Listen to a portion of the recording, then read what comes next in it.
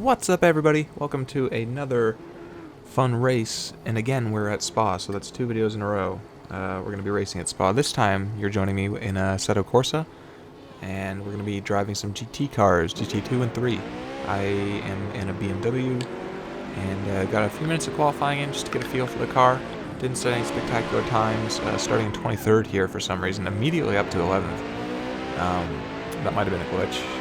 Cannot confirm. Going all the way to the inside of the next corner. I'm the only car with my lights on, so that makes it pretty easy to tell who's who. Coming up behind Constantino Thomas here, and we both spin out like total donkeys. Not a fun way to start a race. Immediately whip a J-turn without any concern for my surroundings, but it works out just fine. And away we go. And we'll let the race begin. Taking back 2 positions immediately and bombing the hill towards Radiant Rouge. A friend who we were following into the first corner, Constantino, is killing us. And a few other friends, a few misfits, who also had some incidents behind him. But a massive, chaotic flock up ahead. Not too worried about the race so far being a total loss because we have 10 laps to go. I mean, so much can happen. All we have to do is stick in there to the end. And who knows? Who knows what position we're climbing back 1, 2, 3, 4 positions in pretty quick succession there. Working the 4th one out right now in the braking point. Chasing down Boss Man now, who actually shoots past along with 2 others. This Nissan, who is just lost, it looks like. I give him a little love tap. You know, that can happen when you meet a new driver for the first time. You know, you cross each other's boundaries a little bit too much. It's natural. Our friend Constantino shooting up the inside, something I didn't have the balls to do. I tried to follow him and accidentally kill our friend in the Nissan. Well, not quite. He actually manages to recover off the grass quite nicely, but we definitely sacrificed him a position or 2. Italian friend in the Ferrari, Lorenzo Madonna, going a little bit wide, and then again going a bit wide into the sand. That's never fun. That's a huge amount of time lost, but a position gain for us nonetheless. Coming around this corner quite quickly. The Ferrari in the rearview mirror has been ominously close for the past couple corners, and I'm afraid on this straight he actually gets an amazing run, or has a better car, faster car that is. I didn't touch the aero or anything on this. The only thing I messed with was the fuel. I did enough laps to find out, get a guesstimate on my average fuel, so I managed to put in just over enough laps. Wasn't really thinking about that during the race though. An incident between the Ferrari and Bossman there. The Ferrari braking before the flat-out left-hander, causing Bossman to rear-end him. This BMW braking too much caused me to rear-end him, but he was braking so much it didn't really affect his line. I tuck into the Ferrari's line as he goes for the pass and managed to pull off a pass in the final chicane. So up into 7th position, feeling pretty good about ourselves right now. Things are going our way, going to go full defensive into the first corner, and it is going to work out great. First gear getting a little sketchy, waves of deja vu there, so we're going to stay away from first gear from now on. It has way too much torque in the high end and does not give you very much speed. It's not worth it. Better to bog it in 2nd. Coming up to Radiant Rouge, the BMW is all over our tail. Coming over the crest, he gets an amazing switchback. Great run out of there, and is pushing up the inside. Does a quick check on my right side in case I decide to run wide, hoping. But nope, we're sticking to the right. You're going around the outside, buddy, on this occasion. And he does indeed. He gets plenty of space. I stay on my line just in case he overbrakes or underbrakes, and he does.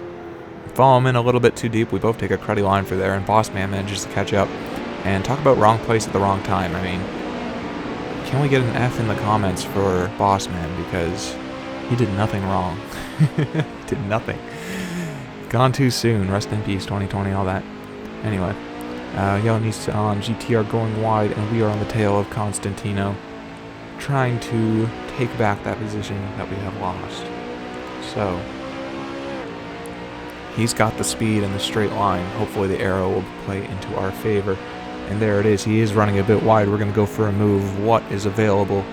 He is going to play defensive, and we're going to go up the outside of our run. And they're going to have to back out of it. It's not going to turn into anything.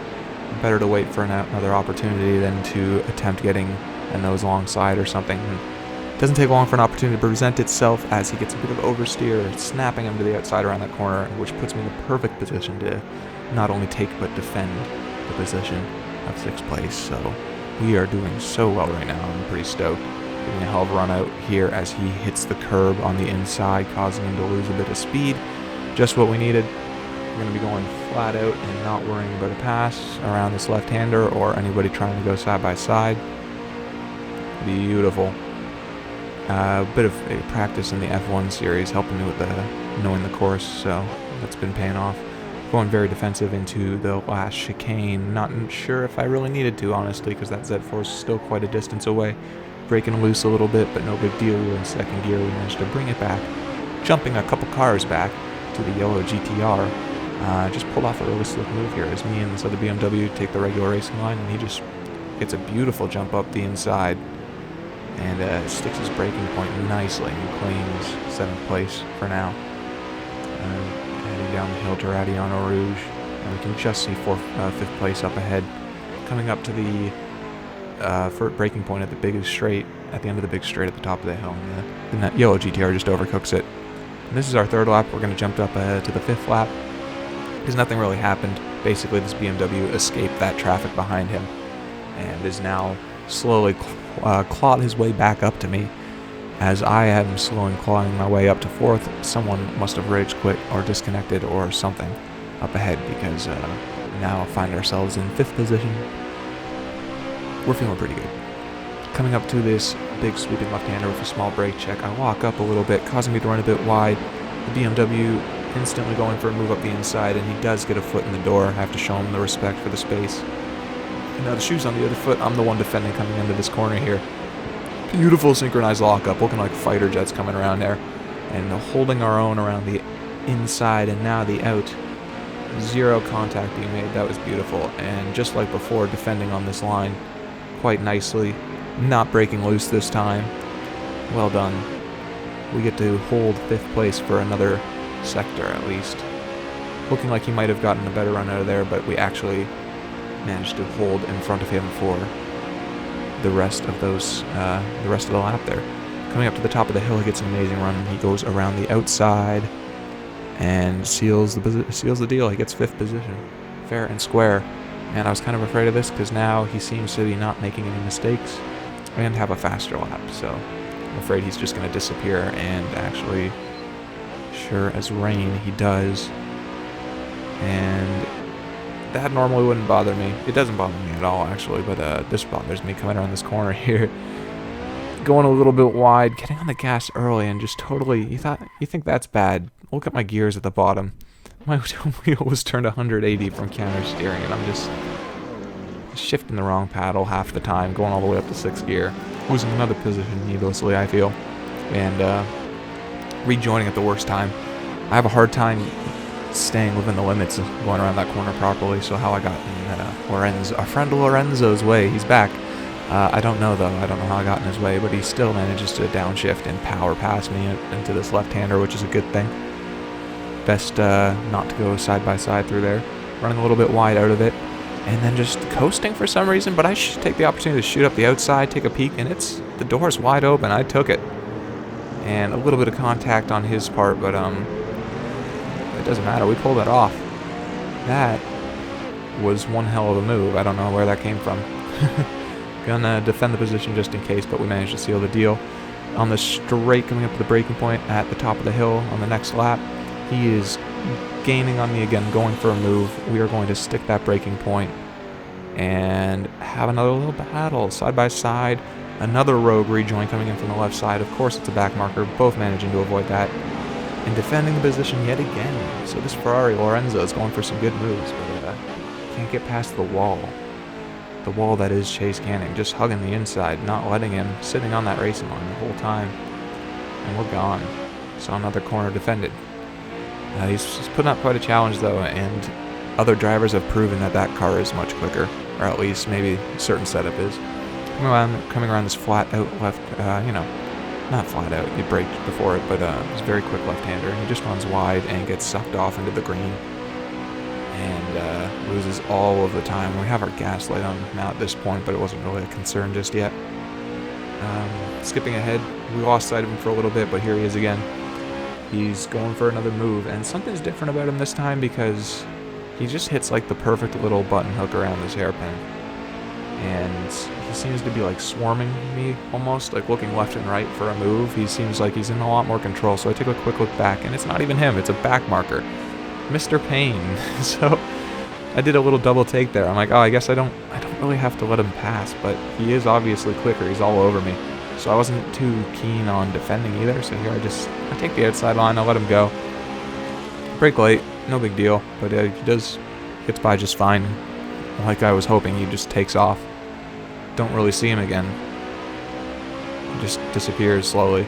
So that's kind of a good thing, I guess. He must have had a rough start, worse than me, if you can imagine that. So, no big deal.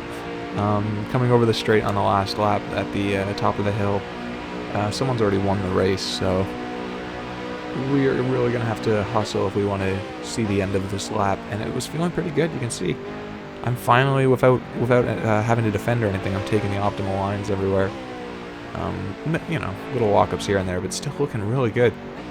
Third place is already finished at this point, and if you look at my gas, it's almost empty too, so I was kind of worried that over-revving it and spinning out might have cost me that little buffer. I forget exactly what it was, maybe 0.4 liters more than I needed to make the lap. It might have cost me it, and a bit of an incident between Mr. Payne and Constantino Thomas, giving me back 5th position, so that kind of came out of nowhere, but it kind of shows you why you should just keep going right up into the end. And speaking of the end, there it is, the server time's out, so it wasn't gas.